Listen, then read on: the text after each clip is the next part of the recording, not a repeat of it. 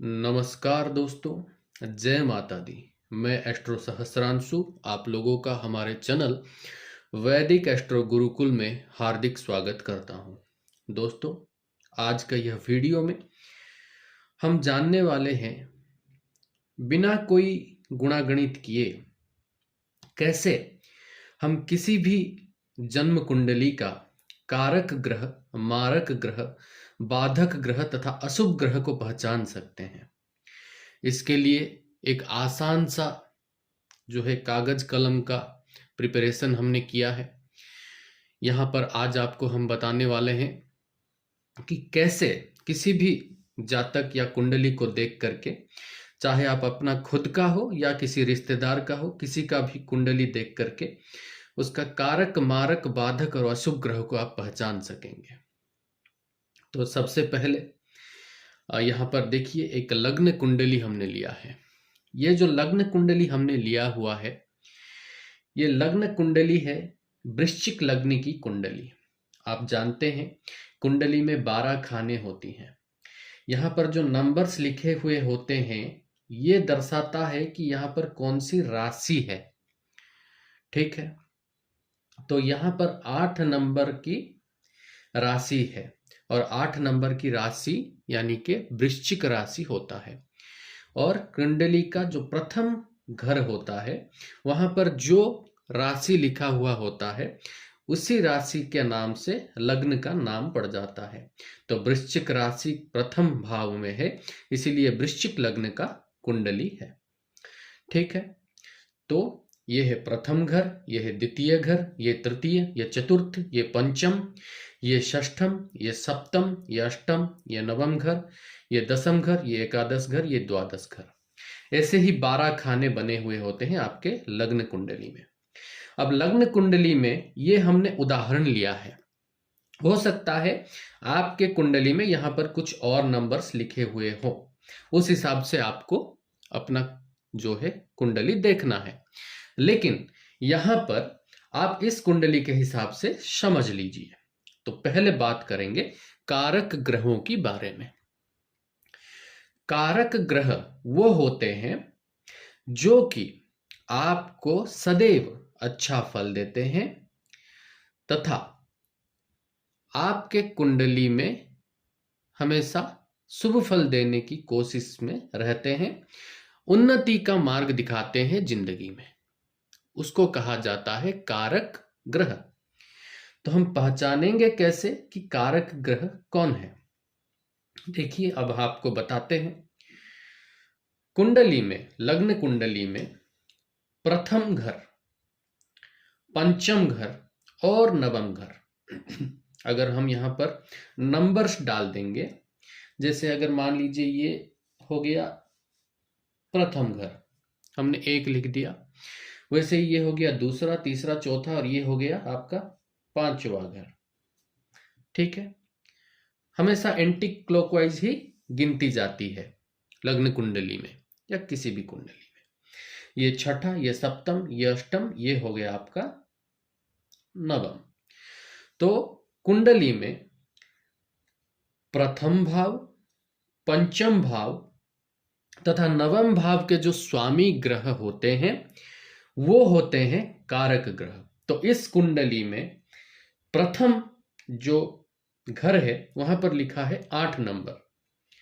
8 number का जो राशि है उसके स्वामी कौन है हमने यहां पर लिखा हुआ है। ठीक है, तो देखिए 8 नंबर का स्वामी कौन है? 8 नंबर और 1 नंबर के स्वामी है मंगल। तो पहला जो कारक ग्रह है वो यहां पर हो गए मंगल। ठीक है, ठीक उसी तरह पंचम भाव में लिखा हुआ है 12 नंबर। 12 नंबर के स्वामी कौन है? गुरु, देवगुरु बृहस्पति। तो यहां पर गुरु हो गए दूसरे कारक ग्रह। ठीक उसी तरह नवम जो स्थान है, ठीक है, वहां पर लिखा हुआ था पहले से 4 नंबर यानी कि चंद्रमा। आप चेक करिए, यहां पर चंद्रमा के सामने लिखा हुआ है 4 नंबर। तो 4 नंबर का राशि कौन सा होता है? 4 नंबर की राशि होती है कर्क, और कर्क राशि के जो ग्रह है वो है चंद्रमा। तो उस हिसाब से चंद्रमा हो गए यहाँ के, और एक कारक ग्रह। ठीक है, तो इसी तरह से हमने कारक ग्रह को पहचाना। अब आपके कुंडली में मान लीजिए इधर कुछ और लिखा हुआ है, मान लीजिए इधर लिखा हुआ है आपकी कुंडली में 2 नंबर। तो 2 नंबर अगर लिखा हुआ है पहले से, तो 2 नंबर के स्वामी कौन है? शुक्र। तो आपके कुंडली में शुक्र हो जाएंगे पहले कारक ग्रह। अगर यहां 2 नंबर आ गया तो यहां आएगा 3, 4, 5 और पंचम भाव में आ जाएगा 6 नंबर। और 6 नंबर के स्वामी कौन है? बुध। तो आपके दूसरे कारक ग्रह हो जाएंगे बुध। ठीक उसी तरह यहां आएगा 7 नंबर, 8 नंबर, 9 नंबर, और यहां आएगा 10 नंबर। 10 नंबर के स्वामी होते हैं शनिदेव। तो फिर शनिदेव हो गए आपके तीसरे कारक ग्रह। इस हिसाब से हम कारक ग्रह को पहचानते हैं। तो जब कारक ग्रह को आप पहचान लिए तो फिर देखना होता है कि कुंडली में जो कारक ग्रह हैं हमारे, वो किसके साथ बैठे हुए हैं या फिर कौन से राशि में बैठे हुए हैं। कभी कभार हमको यह भी देखना पड़ता है। हमने तो यह जान लिया कि मंगल, बृहस्पति और चंद्र यहाँ पर कारक हैं। फिर हमें देखना पड़ता है कि मंगल कुंडली में कैसे हैं, उच्च में है, नीच में है, शत्रु में है, स्वराशि में है, कैसे हैं, बृहस्पति कैसे हैं, चंद्र कैसे हैं, सब हमें देखना पड़ता है। तो कौन सा ग्रह किस राशि में उच्च का होता है, कितने डिग्री तक नीच का होता है, उच्च का होता है, उसके लिए हमने ऑलरेडी वीडियो बनाया रखा है। आप हमारे चैनल को सब्सक्राइब कर लीजिए, वो सारे वीडियोज आप तक पहुंच जाएंगे, या फिर आप ढूंढ भी लेना हमारे चैनल में। हाल ही में शुरू हुआ है तो वीडियो आपको जल्द मिल जाएगा। ठीक है, तो कारक ग्रह के दशा अंतरदशा में अगर कारक जो ग्रह निकले, वो सारे ग्रह जब अच्छे होते हैं कुंडली में, तो उनके दशा अंतरदशा महादशा में आपका उन्नति होता है, शुभ चीजें होती हैं आपके साथ में, सुख प्राप्त होता है। अब बात करेंगे मारक ग्रह के बारे में। मारक ग्रह जो होता है कुंडली में, वो आपको शारीरिक कष्ट देता है, कभी कभार मृत्यु भी देता है। अगर शारीरिक कष्ट या मृत्यु ना दे पाए तो फिर वो आर्थिक कष्ट देता है, मानसिक कष्ट देता है, कभी कभार बेइज्जती, कभी कभार इज्जत खराब कर देता है। जैसा तैसा करके आपको शारीरिक हो, आर्थिक हो, मानसिक हो, आपको तलीतलांत करने के लिए, बेचैन और विचलित करने के लिए सदैव तत्पर रहता है। तो चलिए जानते हैं मारक ग्रह किसे कहेंगे। कुंडली के दूसरे भाव तथा सप्तम भाव के जो मालिक होते हैं उनको कहा जाता है मारक। तो इस कुंडली में दूसरे भाव में लिखा है 9 नंबर, और 9 नंबर के स्वामी हो गए गुरु। तो चलिए यहां पर हम लिख देते हैं गुरु। ठीक है, अब सप्तम भाव के मालिक कौन है? यहां पर लिखा है 2 नंबर, और 2 नंबर के मालिक हैं शुक्र। ठीक है, तो चलिए यहां पर लिख लेते हैं शुक्र। अब देखिए यहां पर एक चीज पर गौर आजमाइए। कारक ग्रह में भी बृहस्पति है, मारक ग्रह में भी बृहस्पति है। तो जो कारक भी हो और मारक भी हो, वैसा मारक ग्रह कम मारक होता है। यानी कि वो मारक उतना ज्यादा मार्केस नहीं होता, वो थोड़ा कम कष्टदायक होता है। और मान लीजिए अगर कोई मारक ग्रह कारक ना हो, जैसे कि शुक्र, तो ये संपूर्ण मारक का काम करेंगे। समझ गए? तो ऐसे हम मारक को पहचानते हैं। कुछ और सूत्रों के अनुसार अष्टम भाव के जो स्वामी होते हैं उनको भी कभी कभार मारक माना जाता है, तथा लग्नेश का जो शत्रु ग्रह होता है उनको भी मारक माना जाता है। ठीक है, लेकिन जो विशेष मारक होते हैं कुंडली में वो होते हैं दूसरे भाव के पति और सप्तम भाव के पति, ये होते हैं विशेष मारक। ठीक है, अब बात करेंगे बाधक के बारे में। देखिए, बाधक वो ग्रह होता है जो आपको बाधा पहुंचाए। आप कोई कार्य करना चाहते हो उसमें बाधा पहुंचाए, आपके शादी ब्याह में बाधा पहुंचाए, तथा वो जिस किसी भाव का मालिक हो उस भाव से जो जो चीज आपको मिलना चाहिए वो सारे चीजों को रोकने की कोशिश करता है आपके जिंदगी में। ठीक है, जैसे कि मान लीजिए अगर कोई बाधक किसी कुंडली में देखेंगे आप कि पांचवें घर के साथ संबंध रखता है, तो पांचवा घर से क्या क्या होता है? संतान प्राप्ति होता है, प्रेम प्राप्ति होता है, शिक्षा प्राप्ति होता है। तो संतान, प्रेम और शिक्षा में आपको बाधक जो है बन जाएगा वो। तो चलिए जानते हैं बाधक ग्रह किसे कहेंगे।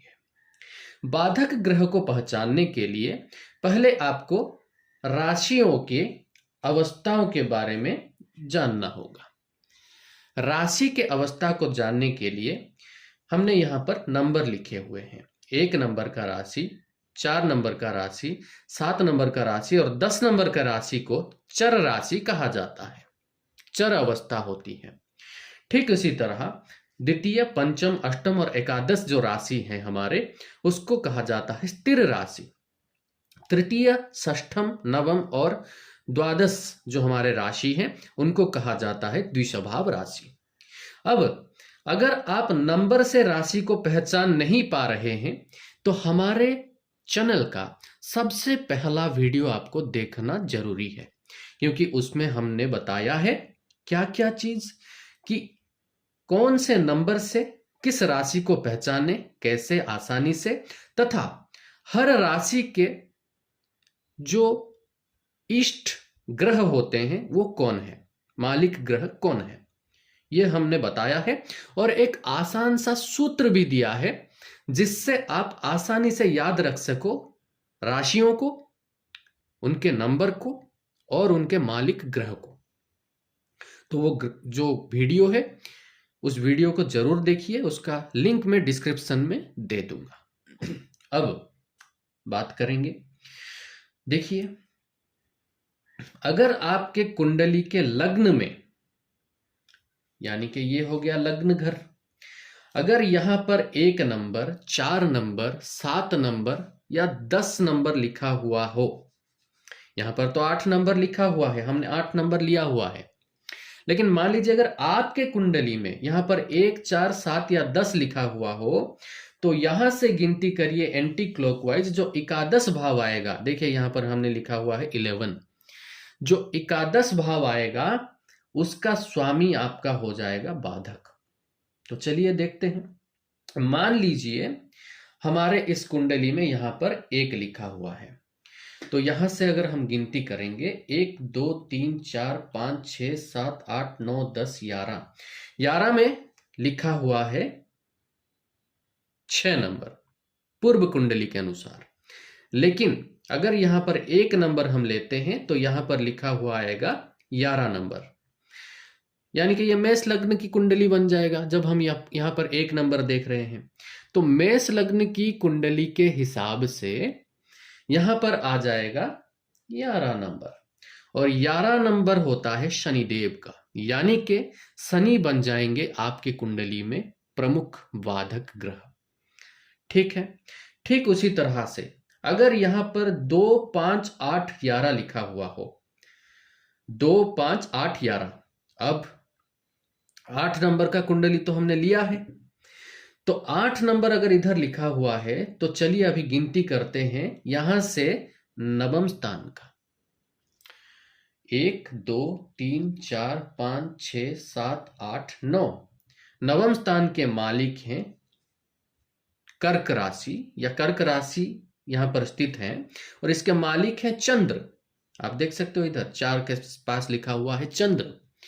तो चंद्र जो है इस कुंडली के लिए हो गए बाधक ग्रह। अब आप देख सकते हो कि इस हिसाब से चंद्र बाधक भी हो रहे हैं तथा कारक भी हो रहे हैं, तो उनका बाधकत्व थोड़ा कम रहेगा। उम्मीद करते हैं आप लोग समझ रहे हैं चीज को। ठीक है। ठीक उसी तरह से अगर आपकी कुंडली के प्रथम भाव में लग्न में 3 6 9 12 3 6 9 12 लिखा हुआ हो, तो उससे सप्तम भाव यानी कि मान लीजिए इधर लिखा हुआ है, इसको हम कर देते हैं 9 नंबर, मान लीजिए इसको कर दिए हम 9 नंबर। तो यहां लिखा हुआ होगा 10, यहां 11, यहां 12, यहां 1, यहां 2 और यहां होगा 3। तो यहां पर जब 3 नंबर आएगा तो 3 नंबर के सामने लिखा हुआ है बुध, और बुध हो जाएंगे प्रमुख बाधक। उम्मीद करते हैं आप लोग समझ रहे हैं। ठीक है। और अगर आपको कुछ डाउट है तो जरूर से जरूर कमेंट करिए। कमेंट में आपके सारे डाउट हम क्लियर कर देंगे। अगर हमसे परामर्श लेना चाहते हैं तो ये जो नंबर आप देख रहे हो, इस नंबर पर आप हमें व्हाट्सएप करिए तथा कॉल भी कर सकते हैं। हमारे जो मैनेजर असिस्टेंट हैं उनसे आपका बात हो जाएगा। जैसे ही आप जो कंसल्टेशन का चार्जेस शुल्क आदि कर लेते हैं पेमेंट, उसके बाद कुछ समय के बाद हमारा आपके साथ वार्तालाप होगा। ठीक है। तो अब यहां पर आपको पता चल गया कि बाधक हम किसे कहेंगे। ठीक है। अब बात करेंगे कुंडली में अशुभ ग्रह किसे कहा जाता है। देखिए, कुंडली में जो अशुभ ग्रह होते हैं, अशुभ ग्रह मारक के समान भी होते हैं कभी कभार।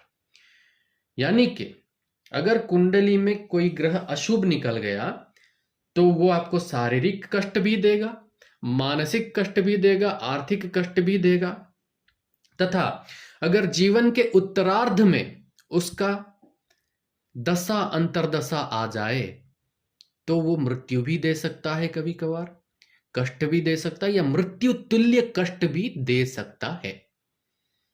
जरूरी नहीं कि मृत्यु दे, लेकिन मृत्यु तुल्य कष्ट भी दे सकता है। तो चलिए बात करते हैं इसका सूत्र क्या है, कैसे जाने कि अशुभ ग्रह किसे कहा जाता है। ठीक है। देखिए यहां पर हमने कुछ नंबर्स लिखे हुए हैं, 2 3 6 7 8 11 12। ये हैं भावों के नंबर। तो दूसरा भाव है ये, तीसरा भाव है ये, छठा भाव है ये, सप्तम भाव है ये, अष्टम है ये, एकादश है ये और द्वादश भाव है ये। अब कुंडली में अगर इन सारे भावों में से किसी 2 भाव का या किसी 2 घर का स्वामी एक ही ग्रह निकल जाए, समझिए अच्छे से उदाहरण को समझिए। अगर 1 2 3 4 5 6 7 इन 7 भावों में से या 7 घरों में से दूसरा घर, तीसरा घर, छठा घर, सातवां घर, आठवां घर, एकादश घर और द्वादश घर, इन 7 घरों में से 2 घर का स्वामी अगर एक ही ग्रह निकल जाए तो उस ग्रह को अशुभ ग्रह माना जाता है। तो हमने यहां पर लिया हुआ है 8 नंबर की जातक या वृश्चिक लग्न का जातक। इस हिसाब से अगर हम देखें तो जितने भी काले रंग में यहां पर नंबर्स लिखे हुए हैं वो पहले से लिखा हुआ था, आप लोग वीडियो के आरंभ से देख रहे हैं। तो उदाहरण आपको अगर दें तो देखिए यहां पर लिखा हुआ है 3 नंबर और ये है आपका 8 नंबर का घर। ठीक उसी तरह देखिए 8 नंबर इधर लिखा हुआ है। ठीक है। तो ये हुआ 8 नंबर का घर, यहां पर लिखा हुआ है 3 नंबर, यानी कि इसके स्वामी कौन हुए, 3 नंबर के स्वामी हुए बुध। ठीक उसी तरह एकादश भाव में लिखा हुआ है 6 नंबर, 6 नंबर के भी स्वामी हुए बुध, यानी कि बुध इस कुंडली के लिए हो जाएंगे बुध इस कुंडली के लिए हो जाएंगे अशुभ ग्रह। तो बुध की दशा अंतरदशा में जो है कष्ट भोगना पड़ सकता है जातक को। इसीलिए बुध के दशा अंतरदशा में जातक को बुध के इष्ट देव जो होते हैं गणेश जी और विष्णु, उनका आराधना करना चाहिए। बुध का चीज को दान करना चाहिए। हरे रंग के जो सस्य होते हैं, हरा कपड़ा होता है इत्यादि का दान करना चाहिए। विष्णु सहस्त्र नाम का श्रवण करना चाहिए। ऐसे देखिए इस जातक के लिए बुध निकल गए अशुभ, मारक निकल गए बृहस्पति और शुक्र, तो इनका तो हम कर लेंगे यहां पर उपाय।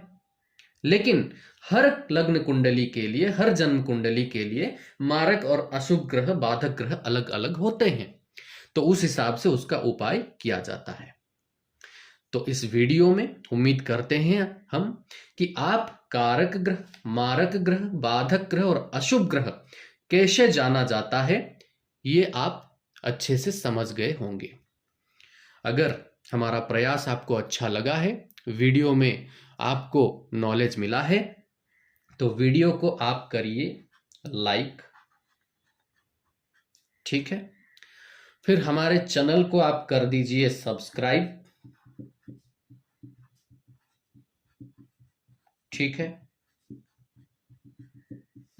और हमारे जितने भी सारे वीडियो हैं उनमें से अगर कोई वीडियो का टॉपिक आपको लगे कि आपके काम का है तो जरूर उसे देख लीजिए।